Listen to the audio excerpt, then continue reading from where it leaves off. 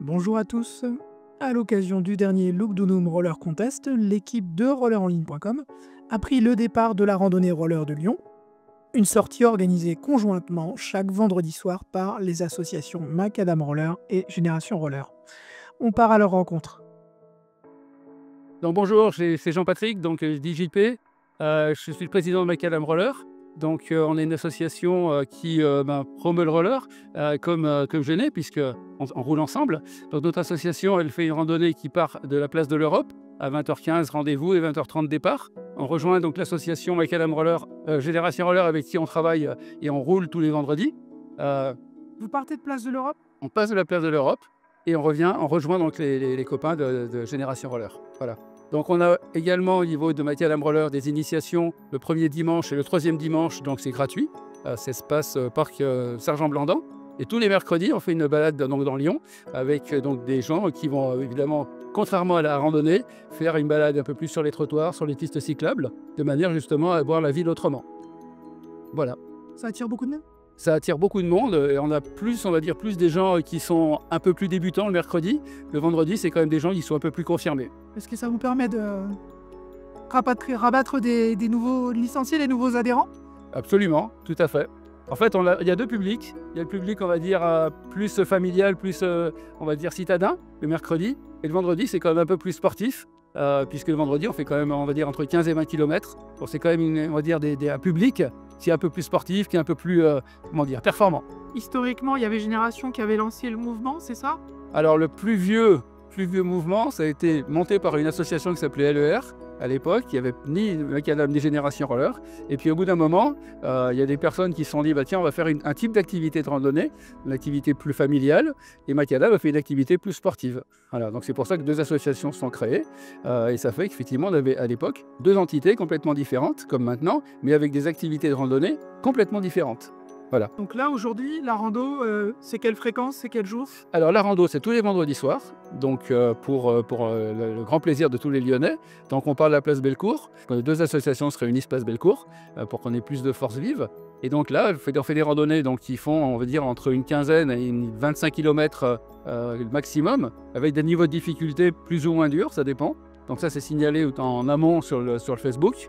Comme ça, les participants peuvent savoir à quoi ils s'attendent.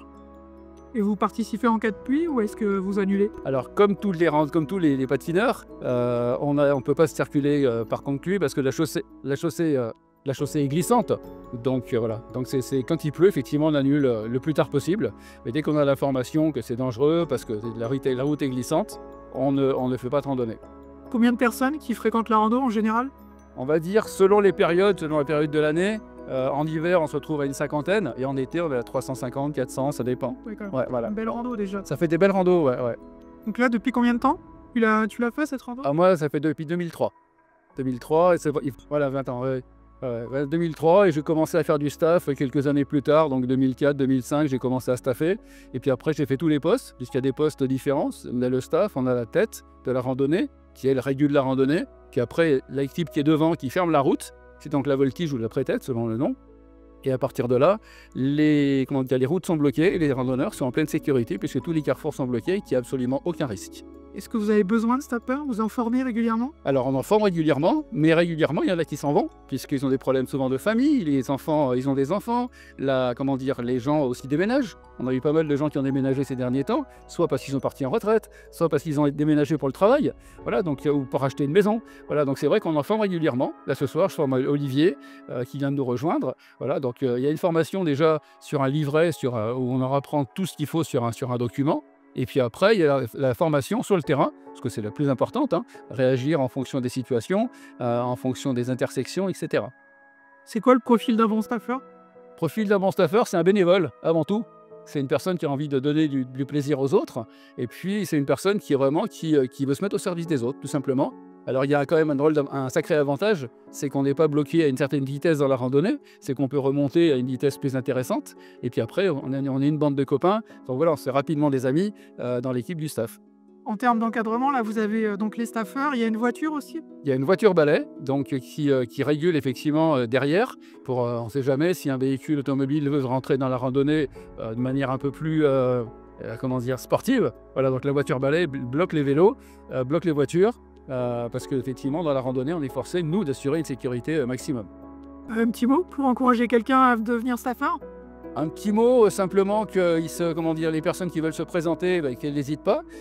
Il faut simplement être adhérent à l'association, porter un casque, ça c'est le minimum. Et puis après, effectivement, toutes les personnes qui sont de bonne volonté et qui ont envie de participer à la vie active de l'association, qu'elles viennent nous rejoindre. Elles viennent rejoindre les jaunes, donc les staffeurs. Et à partir de là, ça sera avec un grand plaisir qu'on les accueillera et qu'on les fera partir.